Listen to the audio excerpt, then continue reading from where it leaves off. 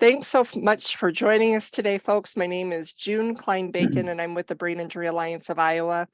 I have the honor and pleasure today to support facilitating a conversation with individuals and couples with lived experience with brain injury, to talk a bit about their journey with parenting as well as grandparenting, and how brain injury has impacted that. So I am going to just right off the bat do a couple of disclosures that we have. The development of the content that we share today is supported by a contract that we have with the Department of Health and Human Services here in Iowa under the Brain Injury Services Program. Any content that we share during this webinar is not intended to be a substitute for professional medical advice, diagnosis, or treatment. We do encourage you all to, if you have questions of that nature, to make sure that you go back to your providers, your physicians, or other qualified health providers. And please don't ever disregard medical advice or delay in seeking it because of something you hear during a presentation that we are providing. I would like to go ahead and take some time to go ahead and ask our panelists to introduce themselves. And so I will go ahead and start with Doug and Jill Beardsley. Well, hello. Despite my brain injury, I recognize a few of the people here who've joined us. My sister Joy, thank you. I'm Doug, and this is my wife Jill. I looked at these dates. It was 2016. I had a viral encephalitis, a viral infection of the brain, which required surgery. At the time, I was the director of public health in Johnson County, Iowa City. Had many leadership positions at church and active in the community. Let's see, where am I going with this? So subsequent surgery, et cetera, the biggest deficit I had is a loss of memory. I knew things. I knew what my history was, but I couldn't specify particular things. I do remember my wife and my children and their names. I remembered my siblings. Hi, Joy. I thought I saw Bruce and Bill. But it was the details. And the interesting on this, the parenting. This is the introduction. Okay. Introduction, that's us. I'll get to more of the story. So, my wife, Jill, we have 4 children, 4 boys and 13 grandchildren. 14. Yeah. So yeah, Doug was having some issues of dizziness and regular viral problems, which seemed like maybe he was having a sinus infection or ear infection, which then the dizziness happened and he was completely, his thought process was completely scrambled. We took him to the University of Iowa, where subsequent brain surgery to remove his right temporal lobe, and then following that, he also had an autoimmune encephalitis, which caused further problems. And so we've had to completely change our lives. Doug can no longer do his career. I cut back in what I was just working part-time, but anyway, now we're continuing on with the help of lots of family and friends. We're in a fairly functioning state now. Thank you so much for sharing. And I'm looking forward to hearing more about your journey. Nathan and Jana Becker would love just to hear an introduction of you all. Thank you. This is my wife, Jana, and I'm Nathan. I had brain injury 3.5 years ago, March 10th of 2019. I got hit in the head by a tree. It pretty much killed me at the time. I don't know, but I know where I was, I got helicoptered to St. Luke's in Cedar Rapids, which saved my life.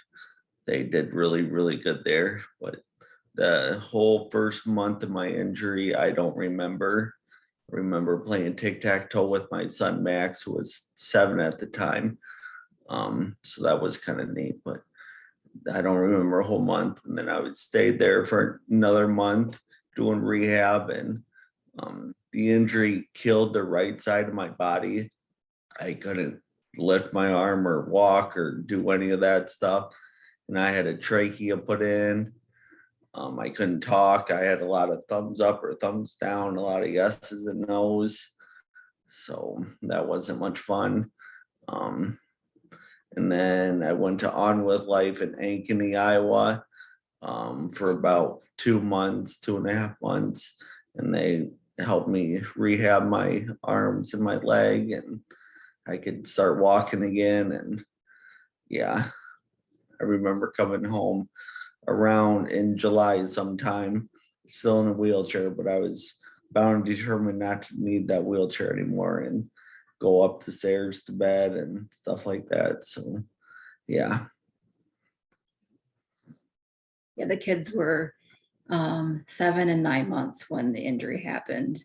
They're 11 and 4 now. And it was a brain, the injury caused a brain bleed on the left side, a large hematoma, and it caused mini strokes in the brain stem. So, but you're up and walking and driving again. Thankfully, so. Thank you so much for sharing. And Mr. James Stack, if you could do a brief introduction, that would be great as well.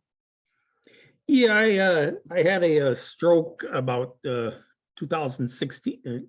2016 in January. It hit the Broca's region of my brain, where the communication comes from. I found out that I'd had my stroke early in the morning, about 9 o'clock, but I'd been up since like 6. But I didn't have any physical symptoms of anything. But at the time, there was nobody home other than me and my dogs, and they hadn't gotten up yet, so I hadn't started talking to them yet. And I was about to leave my house at 9 o'clock, and there was something that I had to check on with my doctor with the prescription.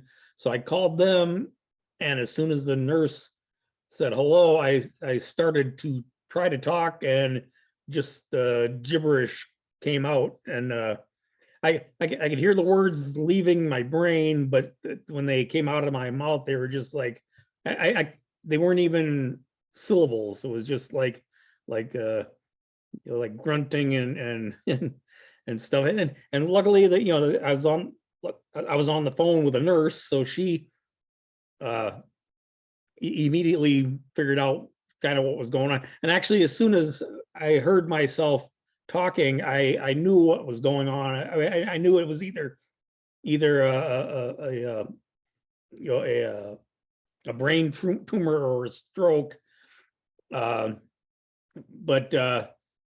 I'd had friends that had brain tumors, and I know that if with brain tumors there was a progression of symptoms, but I'd had none up to that point. So immediately I knew it had to be a stroke, and I have a long family history of strokes. My dad died of strokes at 38, and my brother had died just a few years previously. He was my younger brother. He died of a couple strokes. So I knew it was a stroke, and talking to the nurse that we with grunting, 1 for yes, 2 for no, or et cetera, we figured out what was going on. I let her know that I was gonna go into the hospital and get checked out. And it like I said, I couldn't speak and write, but I could completely understand what people were saying. I could read, like I said, I'd been up since like 6 o'clock reading stuff on the internet. But when I started to try to write stuff, It just, it didn't make any sense at all. And with therapy and just working at it, I've learned to manage and cope with it. As you can see, I still have a kind of a stammer, and sometimes I can actually see the word that I'm looking for in my head, but I can't get it down the pipe to my mouth. And actually, when I was in the hospital that day when my son and his wife came by, they told me that they just found out that she was pregnant with my first grandson. And since then, my son and his family live with me like 90% of the time. So I've been hands-on on helping them raise my grandsons. And when I was younger, I helped my son and daughter when they were their age. So I got that to contrast, doing it without a brain injury and then post brain injury. That's about it as far as a quick intro. So Thank you so much for sharing. We've got several different perspectives here, so I'm glad to have you all on here. If there are questions that folks have in the chat or as we talk about different topics, feel free to put those in the chat, and we can circle back into and bring those into the conversation. The next question I have, and some of you have definitely referenced ages of your kids, grandkids at the time of injury, and or how old they are now. One question that came up that was of interest to hear from you all is, looking back, what was the impact your injury had on your family's function as a whole? And if we want to start with Doug and Jill, if you want to speak to that, that would be great. Yeah, at the time, our four sons were between the ages of 33 and 27. They were all married, and we actually had one living in Tell each them the question I asked. each time zone. Yeah, so because Doug's memory was kind of lost, he when he was coming to in the hospital, he said, "Who's taking care of our children?" And he felt like Rip Van Winkle, 30 years were lost. But basically, I said, their wives. So yeah, like they were all married and gone. But we also had at that time we had 13 of our 14 grandchildren between the ages of, I had to look it up, 8 and just like 6 months old. And so yeah, for us, our boys have all, 2 of them are doctors. They were at that time in medical school or residency, and 2 of them have gone into Brent. At that time he was marine biology, and our other son Alan was zoology. So for them, the science of all of this and understanding physiology made sense, and they were able to look for reference. Because Doug had herpes simplex virus 1 encephalitis, and so it's a very common virus which everybody breaks loose and travels through the nervous system and infecting the brain. And we were extremely fortunate. Our next door neighbor was an emergency department doctor who was just coming on his call. I had to convince Doug that he had to leave work, and told him we had to do an errand and to visit our neighbor at the hospital. He bought it. So when we got there, of course, our neighbor looked at Doug and knew that something was extremely wrong and didn't need any background. He knew the background of Doug and was able to get Doug into the CT and call in infectious disease and neurology and any department he could think of. He was actually the only person in the emergency room at University of Iowa that day, which is phenomenal. If you've ever been to a big hospital like that. But for the family, it happened that our third son, Ryan, had taken 2 weeks off of medical school because he was going to be interviewing for different places to do his residency, one of which was actually the University of Iowa, the following week. And so that family packed up and came over to hang out with us. We contacted, my in-laws, and being that my neighbor was with me, they were wondering, do we need to come? And he said, yes, this might be it. So it was potentially the end of Doug's life. So we also had my daughter-in-laws were very on the ball. They contacted our church group, and we had some people assigned to kind of watch out. Everybody kind of watches out for each other, and contacted them, set up a sign up genius so that people could help bring meals. They set up a Facebook page, and anybody who wanted to be a part of that could look at and get updates, because they were looking out for our welfare, wanting us not to have to deal with lots of phone calls and everyday chores. So I know that when Doug was kind of going downhill, we actually had all of our 4 of our sons come that week and be there and help, and they each took a turn spending time with Doug at night. Doug in the hospital was mobile, but had no idea where he was. He had no ability, no short-term memory, and he could get up and take off and go wherever. So we had to monitor him nonstop and, help him.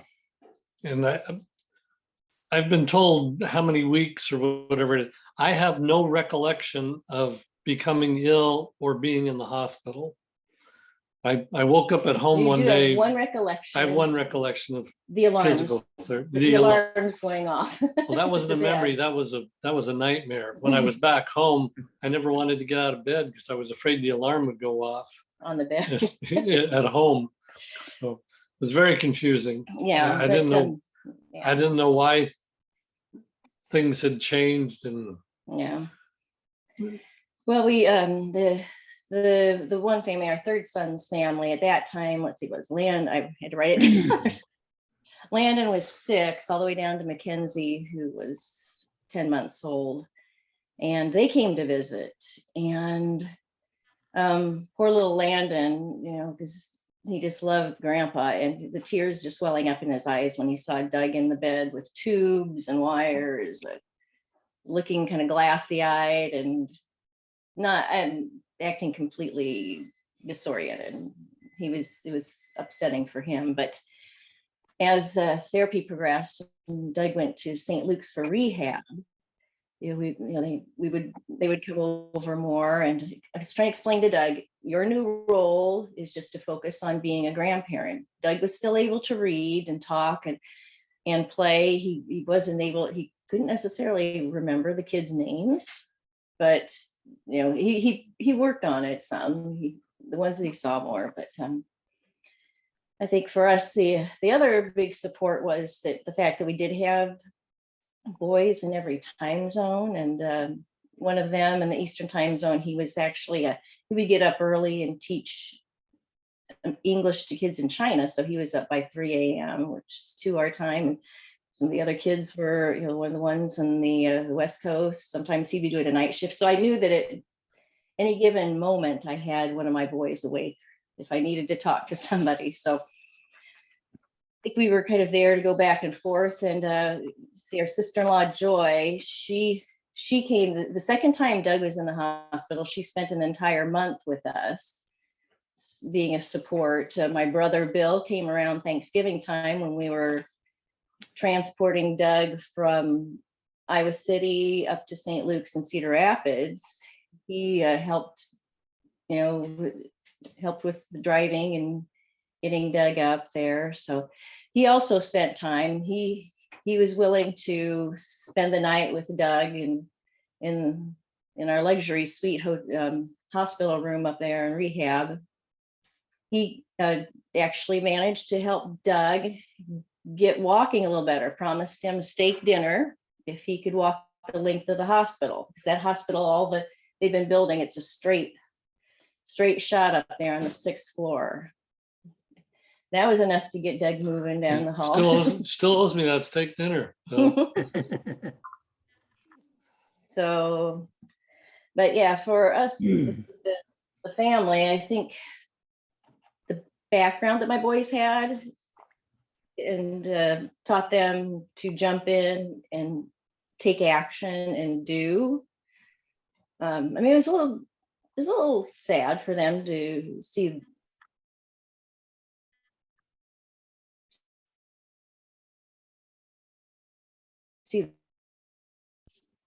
to work on things. I think it goes back, because I've always taught the boys that education is the best tool for people, and we were willing to put ourselves out in the community with education and say, this is what's happened and this is how things are for Doug and why. And we're also part of the theater community, and they've been willing to help us in shows and find ways around with Doug's disabilities, teaching and cheat sheets. And anyway, but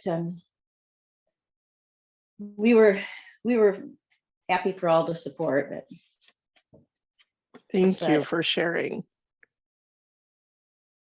Nathan and Jana, would you like to share a bit of your experiences as far as the changes or the impact that Nathan, your injury had on your family's the function as a whole, the working relationships between your family? Yeah, so like you said, at the time of Nathan's injury, our youngest was 9 months and the older one was 7. And like right away, well, my parents kind of moved into our house, even though we weren't there much, just to kind of keep things in order. And we tried to keep things as normal as possible for the kids. People would get Max to school and Blair to daycare. And initially they were tossed around quite a bit from different families. We had tons of people that neighbors and family that offered to help and watch the kids and have them spend the night and stuff. So it really didn't affect Blair too much to start with. She didn't really know what was going on. Max didn't ask too many questions. We just kind of, Dad's in the hospital. He got hurt. But you could tell that he kind of clung to me more. The kids didn't see Nathan for about a month after it happened because it was touch and go. We didn't know, he had a bandage all over his head. He had a trach feeding tube. It just, I guess between the doctor and nurses, we thought it would be best to wait till he was more stable for them to see him. But Max is just kind of quiet. He didn't really ask too many questions or open up about things. I mean, he cried once in a while about why Dad wasn't there. And then when Nathan went to On With Life, I would work 3 days a week and then go to Ankeny the rest of the week. And Max, the 7-year-old at the time, would go with me. Just he wanted that comfort. And then like after Nathan got home, things slowed down a little bit as a family. Nathan was he was a teacher and basketball coach, so there's just fewer activities. I mean, life kind of felt like it slowed down a little bit. And then functionality wise, Nathan's he came home, he was still in a wheelchair when he came home 4 months later. but he gradually just progressed and he's able to walk. He's able to toss the ball to play Max. catch with Max. Mhm. That was a big thing that at the beginning I couldn't throw the ball or really catch the ball very well. So that kind of no fun for me or him. And he's kind of a sportsy kid, so I like doing stuff like that with him. And I couldn't really get on the floor with Blair a whole lot or very well. I couldn't get up, so that wasn't going to happen. So But over time, you progress and you're able to get down and play with Blair now and mhm. play catch with Max and a little bit of basketball, as long as we're careful, because the Nathan's sense of balance isn't quite Still, there. And then like social emotionally, it was sometimes there was some anger that we had to work through with the kids, or Nathan, probably frustrated with not being able to do as much as he did. So that's been a little bit of a challenge we've had to work through too, just that, having to help the kids through, Dad, it's a little bit different now. But yeah, overall, I think we're at a functioning level. Sorry about the cat. So, yep. Thank you. No worries about the cat. We like animal visitors on our sessions. Thank you. James, I would be curious to hear from you so you mentioned that you were able to start helping with your grandkids and if I recall correctly, you mentioned maybe that you might be living with or near grandkids now. And so I'd love just to hear your perspective of how that changed your role, either as a parent of adult children or thinking about how that changed your role as a grandparent. Okay, yeah, I've got to, actually, I have to give a disclaimer right at the beginning, because that I my outlook has always been kind of overly optimistic. My sister has always called me Pollyanna, that I can always find the silver lining in as a tornado went past, I mean, and so the way things have changed for me, when I had my stroke, I had moved back to Iowa. I had been working construction for years, and I like I said, my dad died early at 38. Well, that's kind of like the family thing. Everybody died early, so I'd always assumed that I probably wouldn't be around when I was going to be 60, and I was thoroughly wrong on that. So when I had my stroke, I was still working, and I was just looking at working until the day I dropped dead, and then when I had my stroke, and all of a sudden I had no choice, so I ended up, I've been enjoying a retirement that I never thought that I was going to have, and that freed me up to spend or to give that role to my grandsons. And my grandsons, well, during the summer they're at my place for like almost all the time, and in the winter while they're at school, they stay at their grandma's because she's in the school district that we want, and then they're here on the weekend, and I usually take one of them during the week for a night. So I was able to spend a lot of time, especially when they were first born, and my son and his wife had never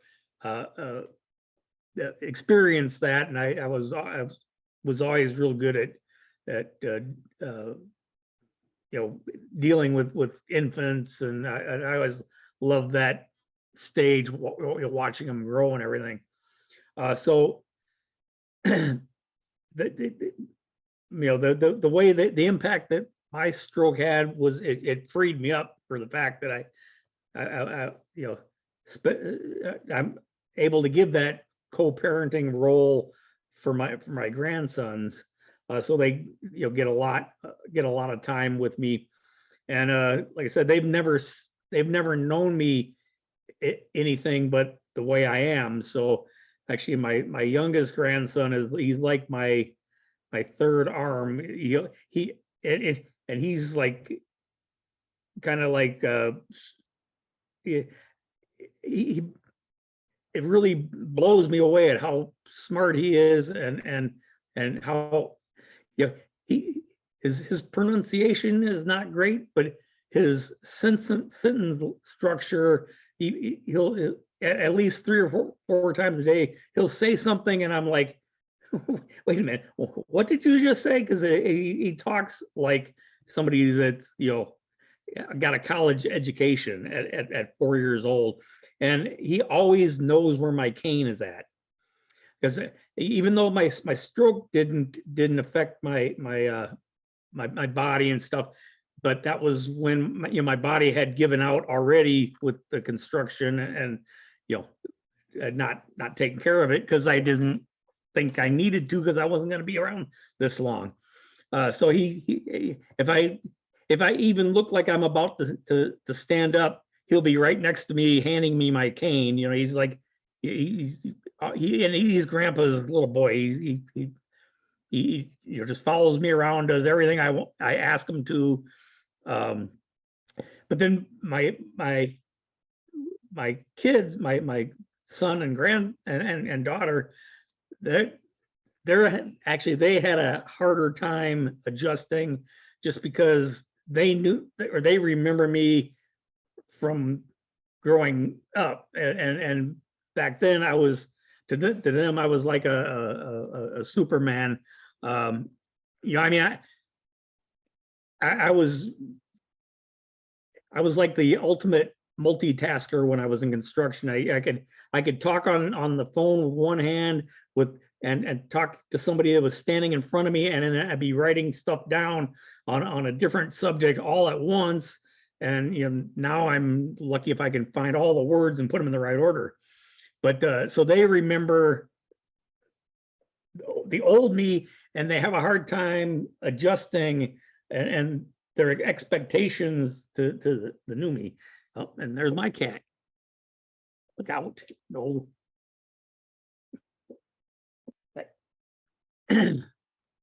But everything's falling apart on me. Yeah, so like I said, my kids have had a harder time adjusting to it than my grandsons. And as far as the difference from when I was with my kids and the grandkids, the only thing that I've really noticed with myself is when I raising my kids, my patience level with them was a lot higher, as far as like when were being irrational. Whereas now, I've always had a high patience level. Like whenever they're asking me anything, I could go, back and forth for where they ask why every answer you give them, it's why, and I can do that forever. But when my grandsons, when they start being irrational and being upset about something that they shouldn't be upset about, I don't have as much patience, but I know that. So it's like, okay, I will be back in 5 minutes to deal with this. Right now it kind of makes my brain spin around, and I can't come up with a solution if pressed, But like I said, so I just need to be aware of my limitations towards them than I used to be more natural and not have to think about it. I don't know if that's kind of what you're thinking, or what you're. Yeah, that's really helpful and really leads into a question that I have. And James, if you want to continue, and we can Sure. we can loop back through. in terms of thinking about just offering maybe bits of advice on coping strategies in adjusting to a different way of parenting or grandparenting, what might you offer folks that has worked for you, or maybe things that have not worked and you've had to adjust?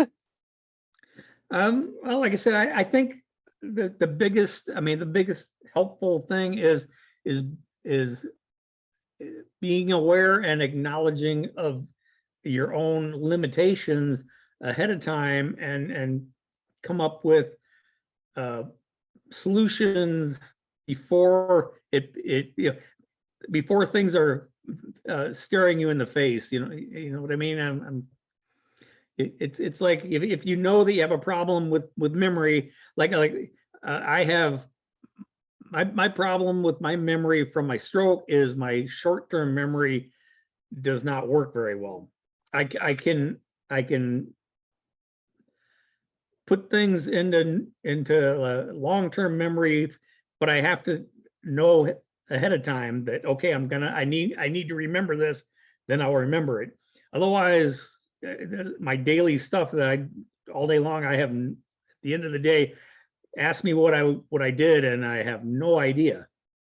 But if something goes on during the day and I know that I need to remember this, then I will, personally like file it into my memories. So I just have to be aware of that. If I don't, well, like, and the other thing is clocks and calendars that don't really help me at all. I guess I sent you that message this morning because I thought today was the 10th, and I just happened to look at that email that you had sent me before, and I was going to check it out and just try to get ready ahead of time because I thought I had a week. And then I saw it this morning. I was like, oh, it's this morning. Wait a minute. I looked at my watch, which I have a watch on my hand, which has the time and has the date, and I never look at it. So I just need to, like I said, I just need to keep aware of my limitations and try to keep ahead of them, basically. That's really helpful. Thank you for sharing that, Jim. Yep.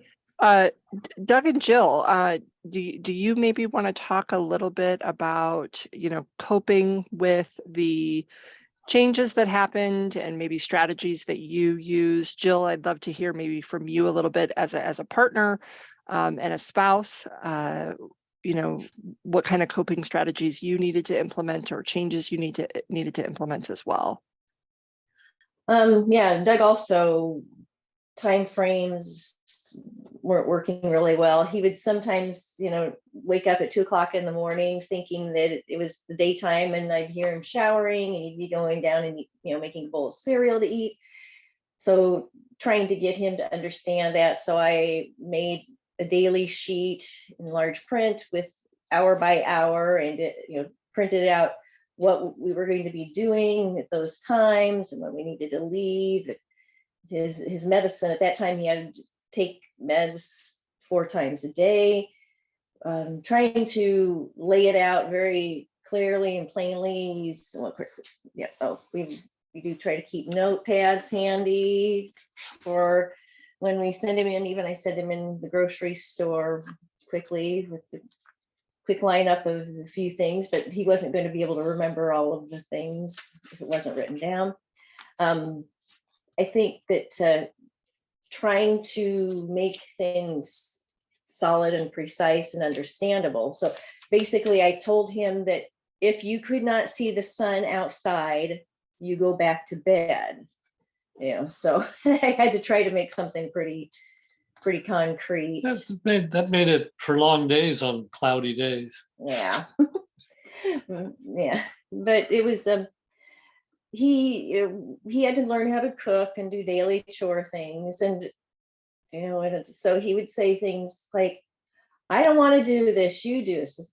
And kind of like a child, this is tiring, I don't need to. I already know, you need to learn again. and cleaning his CPAP and putting it back together, and just, he couldn't figure it out. He has trouble seeing things and what they are, and he doesn't remember how to identify his colors as well even anymore, just lots of other things. But for him, I would say all 4 of our boys are Eagle Scouts, so that I'm used to sticking to something going all the way through. And Doug's been a scout leader, but it's basically, all right, here's the game plan. This is what we have to do. And these are things that we've always done. He had some sensory issues, and we love to go to theater and participate in theater. And I said, we are not modifying. We're going to experience these things, and you're going to get used to it. And at the time his injury happened, we were choreographing a show, Fiddler on the Roof. Thank goodness we had all kind of laid it all out, and we were getting ready to just fill in the details when Doug went to the hospital. We had to drop away. So when we were going to watch the show, I dropped him off at the entrance, the back entrance to the stage, and he's like, where am I going? What am I doing? He said, just walk in there. There are people who know you, will take care of you, because I'm going to go park the car, because Doug was a bit weak and not able to walk as well. But these people were so excited to see him and had great love for him. But it happened that one of our theater friends, a year and a half before this happened to Doug, he was a professor and a doctor at the University of Iowa. And when he also had the viral encephalitis, he was embarrassed. He pulled back, and he has become more of a recluse. He hasn't been able to watch his son perform because of the music and things are a little bit louder. But so I kind of learned, what could happen, and I had to make a decision of what I wanted to happen and where I wanted our life to be. And I had to just keep plugging away. And I would take Doug to Planet Fitness, and we'd be on the treadmill, and we'd be going, and he'd say, we're finished. And so there was one time where, say, okay, when we finish, we clean the machine. And so he remembered that. So he cleaned the machine, he stepped off, and he goes, oh, I have to clean the machine. He cleaned the machine, he stepped off. I have to clean the machine. He did that 12 times. His memory was so short, he couldn't remember he had done it already. And for me, it's patience. I'm one of these go, drive kind of person, people. And I said, okay, you clean as much as you want. I'm going over here and lifting some weights because I need to let some steam off here. But I would take him to there was a numbered area and a red light and a green light. It was very cut and dry. So that structure was kind of what. I missed the 30-minute workout. So I like that place. Well, just following up on that and looking at the theme of here of parenting and grandparenting, we've been open, and I almost, not always, but I don't hide the fact that I had a brain injury and I have some disability with it. And with the grandkids, my sons, I remembered the names of my sons. I had to be reintroduced to my daughters-in-law, even though they all remembered me. And well, and I'll hear a name and I know the spouse's name, and not even just family. I have to look and say, why do I know this name? So with the grandkids know that grandpa had an illness a while ago. And so sometimes grandpa, be patient with grandpa. And so, and I have a hard time, and it's not just my grandkids, it's everybody, but so as grandpa, I say, oh, hi. And they just run up and hug me. I just love to see them, but I can't remember the names. So they run up and hug me. And I say, hi, I'm grandpa. And who might you be? And so if they give me their names, I can remember it for the next, 3 of them will give me their names, and I got to remember which one went with which. And so one of my strategies is I listen to them talking to each other. Say, oh, Addison is talking to one of the other ones. Who's one of Addison's siblings? Eliana. Yeah, Addison, Yeah, Eliana. yeah. Try to keep those different. So the strategy is just to interact with and the grandkids love having grandpa there, and they know grandpa can't remember their names, but they remember who But- grandpa is. But you were able to teach Landon how to play chess, and he would go, Landon, so the family that's closer, we get more time with, and Taught Landon how to play chess, and he beats me now most of the time. So And- I did a good yeah, job. he doesn't. But he yeah, loves to yeah. play chess. But the thing is, when we go to visit, Doug's not always helpful with the rest of the adult things going on. So he'll get right down on the floor and build Legos or do other things. But I said, you know what, the grandkids, they need, they need a lot of time. They need grandpa time and reading books. You would read lots of books and right at the beginning, because that was, kids love to hear books read, and that's about all Doug could do for a long time. So anyway, Thank you. that So definitely sounds like strategies of structure and relationship building. That's awesome. Jana and Nathan, do you want to add to the comments so far? Yeah, so I guess with Nathan, he didn't have much for memory loss. It was more about just how to interact with the kids and relearning, like, I think he kind of lost some of that facial expression with the injury, being able to express himself, and just having that flat face sometimes. But just, I guess, kind of helping Nathan relearn how to use facial expressions and tones of voice, how that works in an interaction with the kids.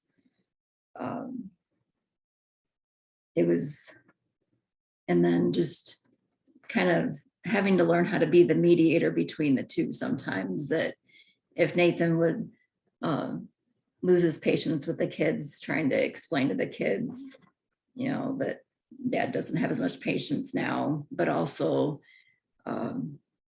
trying to talk through with Nathan about different ways to approach things, or things that he could do differently to help improve the relationship with the kids.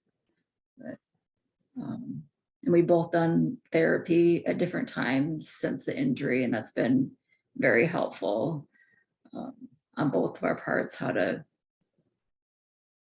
just learning different ways to do different things and express emotions and stuff like that. That's been a big thing for us. Thank you for sharing.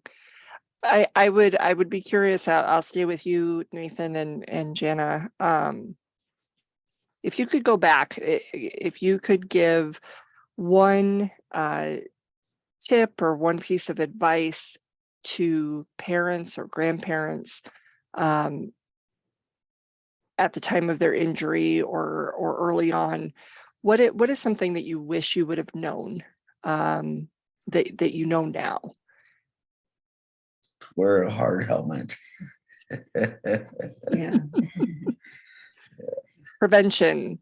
Prevention of injury. Yeah.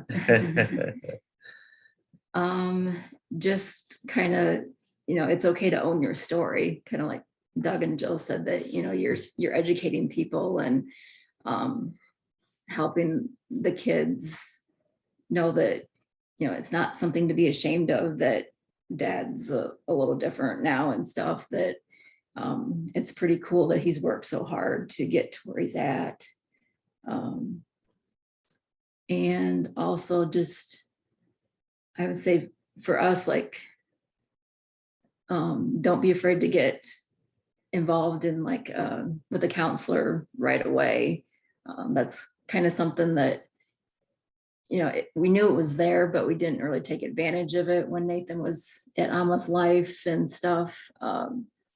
But that's something that I wish that I would have kind of pushed more for him right away. But yeah, otherwise, just you know, it's part of your story now. So just, you know, be okay to share it and own it. Yes, I don't know what you have. That's powerful. Nathan, did you have anything you wanted to add to that? Just always have faith. Mhm. I've never complained about the accident. I've just No. wanted to survive, and I did. So Goodness, thank you. Thank you. Powerful. Jim, how about you? What is one thing or a couple of things that you wish you would have known that you know now? I can't think of anything as far as thing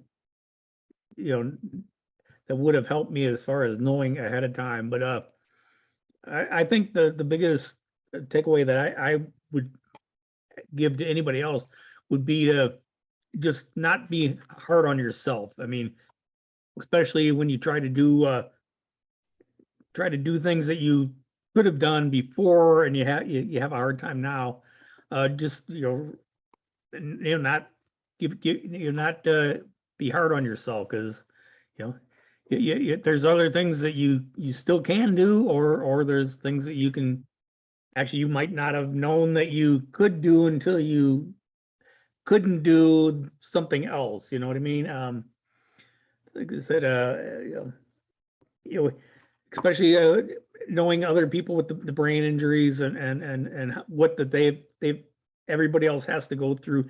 I mean, anybody that's got a brain injury, I think you're already dealing with more than 90% of people will have to ever have to deal with, because your brain does, every facet of your life, your brain is right there doing it, and we're all dealing with it with a neurodivergent brain, which and instead of like I said, getting hard, being hard on yourself, acknowledge yourself for the fact that you're doing it. I mean, that's what That's powerful. I think is the main thing for any of us that are dealing with a brain injury. Like, hey, we're still doing it. I see these other people complaining about their lives. It's like, man, you don't even know how easy you have it just because you have a normal brain. That's powerful, Jim. Thank you for sharing that. Great advice for anyone. And Doug and Jill, do you have anything to add? Is there one or two pieces of information or advice that you wish you would have known earlier than you do now? I don't know if it's something I wish I would have known before, that I know now, but some things I've come to realize, I guess, and it's not even necessarily a brain injury, but as Jill mentioned, being so close to, yes, you better have the family come here because we don't know if he's going to make it through the rest of this. How do I put this? It's okay to share your emotions and feelings, positive ones, with family. Don't assume they know you love them. Tell them you love them. Tell your sister you love her and appreciate her, and you absolutely remember some of the things that she did for you, even though you don't remember growing up with her. And parents, appreciating the things that they did, those little things that they never get recognized for. It's go ahead and acknowledge those. Don't just assume everybody knows it. And something else I've learned is it's okay to ask for help. I wish I'd, because I used to be, the leader in my congregation. I used to be the leader at work, and I used to go out and do things, and I don't need any help. But but then during my recovery, I'm going, hey, I can do that now. I remember how to get this up. I remember how to drive, and I can go help you move those boxes. Thank you for asking me and letting me. And I've learned, okay, why don't I'm not imposing. Why should I withhold a blessing from somebody else coming out to help me in some little way? Even the grandkids say, hey, Eliana, do you remember where can you show me the instructions for this game? And give her to see the grandkids and the delight they have of, sure, Grandpa, come here. You remember? I'll show you how to do this. So just, I wished I had learned to be humble quicker. Yeah, asking for help and Yeah. just, it's okay to ask for help, and people are there and they would love to help. And Doug now on the church group app, when somebody's moving or doing something, and we used to live close to the food pantry. Those were ways that Doug could go into the community and serve, and they gave him a very simple, very simple job, but if it's something that he's capable of, do it. Go help others, because there's nothing, his body isn't broken, his brain is broken. He just, needs guidance. So get there and do it. And I think that's too when Doug's family all came out before his second surgery to put his skull back together. Doug's older sister, not the younger sister here, right? But she was like, oh no, you sit down, I'll take care of it. And I said, no, that's not it. Doug has to, Doug needs to work. Doug needs to do. It's more helpful for you to have him work and do. So I think at least, I don't know if we might have known that already when we did know, but I just think that being, I think Doug learning to be willing to accept help is. We may have known that early before, but now we are experiencing it and putting it into action. Yeah. Wonderful. Oh my goodness, thank you. This is easily going to be, this hour is easily going to be the highlight of my week. A heartfelt thank you to all of you that took the time to share. Just really, truly appreciate it. I do want to, as we close out, I just want to remind folks that here at the Brain Injury Alliance of Iowa, we are available. We have a phone-based service, neuro resource facilitation available to people that are touched by brain injury, whether it be the survivor, family members, natural caregivers and supports. We also have supports available for professionals that are engaged with individuals with brain injury. We also have support groups out there for individuals with brain injury and their caregivers. With where we are as far as the pandemic, we have in-person support groups opening back up across the state. We also have a weekly virtual support group that meets that meets weekly. So those are some options available. I did drop a link into the chat for everybody. We do ask, just because we do want to continue to develop our content and deliver information for you all that you're seeking. So I would encourage you to take a moment to complete that link, the form on that link. And again, just a heartfelt thank you as we close out today to Jill and Doug Beardsley, Nathan and Janet Becker, and Jim Stack. Thank you very much.